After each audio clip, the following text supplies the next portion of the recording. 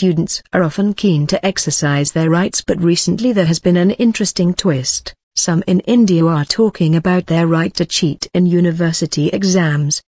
It is our democratic right. A thin, addled-looking man named Pratap Singh once said to me as he stood, chai in hand, outside his university in the northern state of Uttar Pradesh. Cheating is our birthright. Corruption in the university exam system is common in this part of India.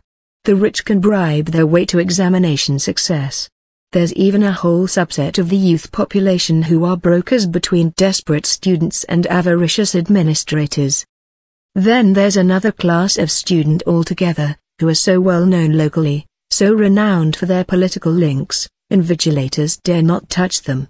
I've heard that these local thugs sometimes leave daggers on their desk in the exam hall.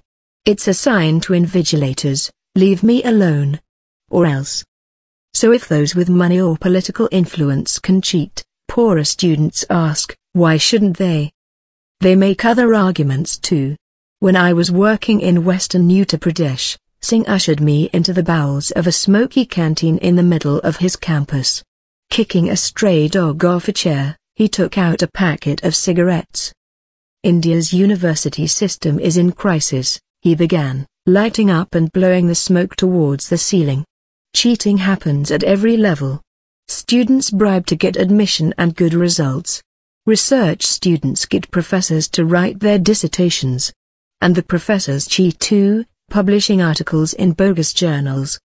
I sympathized with Singh. On one occasion, the registrar at a college in Uttar Pradesh sent master's students' dissertations to be graded by students at another college. This type of thing is common, but in this case, school pupils ended up marking master's level work. I honestly don't know whether to laugh or cry, he said, hunched over the formica table in the canteen and shooing away the flies. The equipment in our science labs should be ripped out and thrown down a well, he added. It is like universities were in the 1950s in Britain. A while back, I brought up the topic with Pinky Singh, in the female hostel of a prominent college in Uttar Pradesh. We were sitting in a space that was half study area and half courtyard for urban livestock. I will tell you about education, she said. The curriculum is poor, and when lecturers won't teach properly, you have to get private tutorials or just memorize from textbooks. If you really want to know the truth, she added, there's no point in studying properly. You just need to buy one of the cheat books sold in the bazaar and learn the answers. In my first year doing history I tried to study properly, but my seniors just told me, buy the cheat books. Some of the new private universities are no better. She told me about one that was established recently, calling itself Zap University. Students paid large sums of money to enroll online, but then the university just disappeared from the internet. It had no physical location and no trace could be found on the web. Pinky Singh told me, it just went zap. As I think back to these conversations, I conjure up in my mind an image of the universities I've seen in Uttar Pradesh.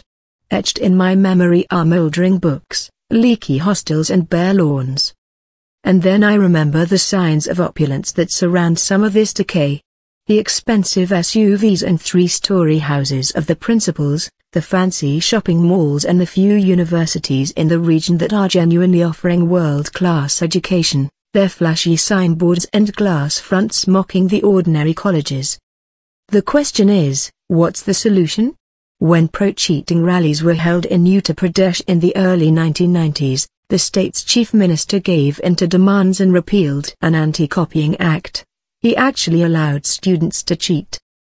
Prime Minister Modi's approach is different. He's trying to change things. There is a new regulation system for higher education. Funding for universities increased by about a fifth in the most recent 5-year plan from central government. But such reforms are like a cumin seed in a camel's mouth. And anyway, delivering education is the job of Indian states rather than central government, and states like Uttar Pradesh are not investing properly in provincial universities. This leaves many students marooned by modernity, clinging to the sinking ship of an outdated university education. The right to cheat agitation is no oddity, it is an ironic comment on India today.